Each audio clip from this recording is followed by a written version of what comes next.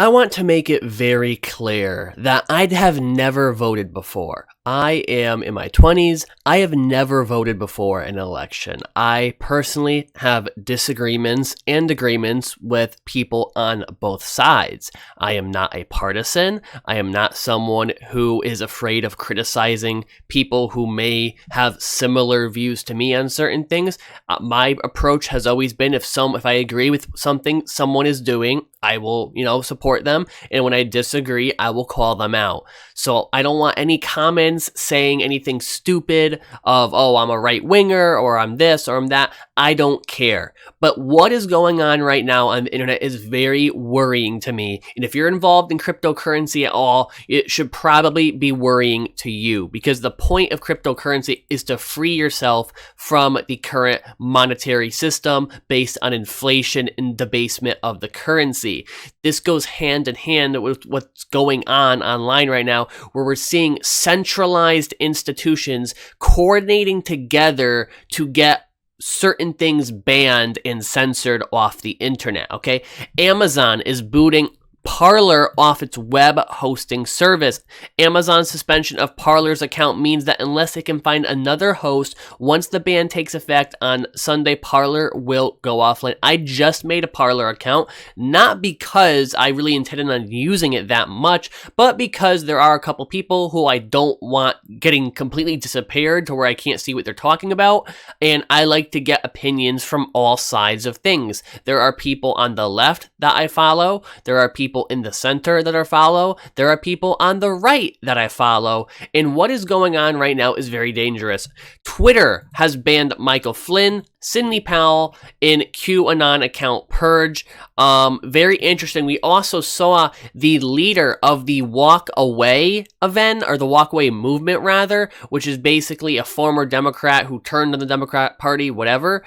He got banned as well, just for talking about what happened at the Capitol, okay? Now, there's also another key thing we need to talk about here at the Capitol, what happened. Not everybody who went there stormed in the building. You do have a right to protest in this country. You don't have a right to storm inside of a building, okay? So instead of, lumping everyone together into everyone, acting as if everybody broke the law, many people went there, stood for a few hours outside and left. They, held up some signs, whatever, rabble, and they left.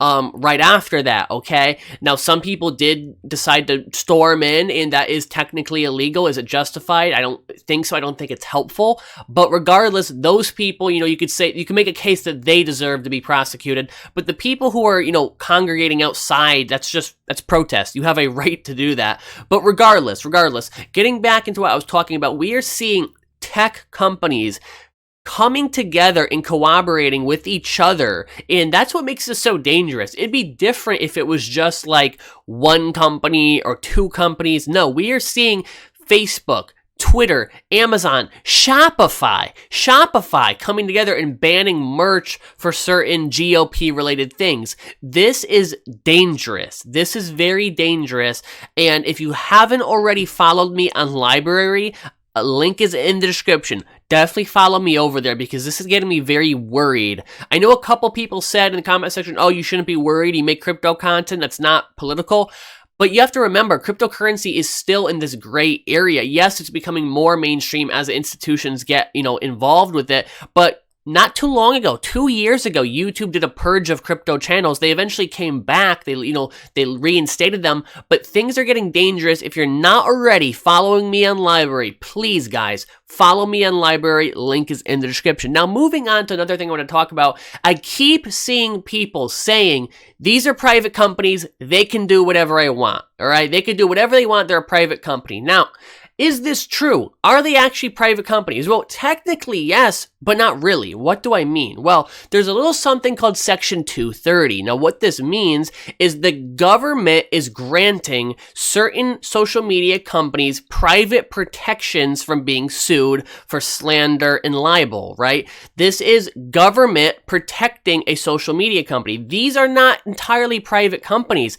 These are private companies relying on legal protections from the government that other companies don't have to stay in business. I don't want to see any more comments saying these are private companies. These are entirely private companies. No, they are mostly private, but they are getting legally sanctioned, benefits from the state that other companies do not have. So it's not entirely accurate to say they're private companies, they can do whatever they want. Now, another thing we need to talk about when it comes to, they're private companies, they can do whatever they want. Now, largely, I would agree if they were truly private, which they aren't. But another thing, a lot of these people are saying this are the same people who support lockdowns. Now, I'm not going to comment on whether I support or don't support the lockdowns. I'm not getting into that.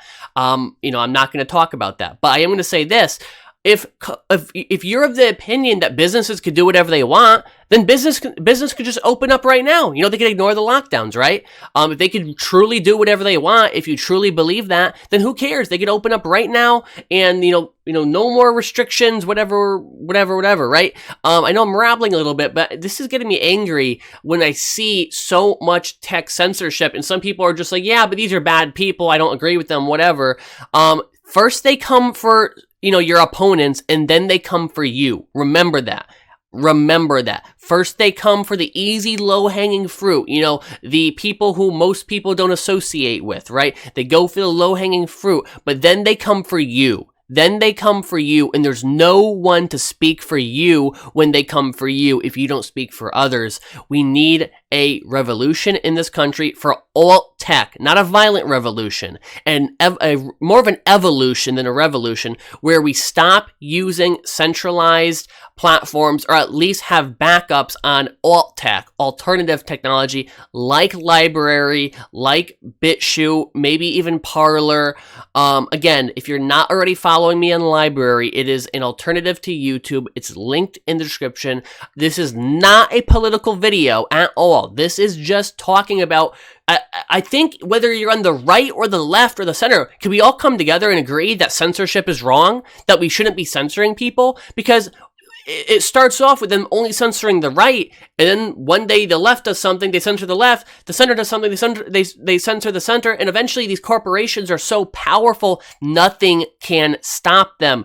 Guys, follow me on Library. Link is in the description. Thank you for watching. I know this was a little bit of a long-winded video, but I needed to talk about this. I normally don't talk about things like this, but it is somewhat crypto-related in the sense that the alternatives to these platforms are blockchain-based. The blockchain is censorship-resistant and is what is going to free us. Guys, thanks so much for watching. I'll catch you next time, and have a great day.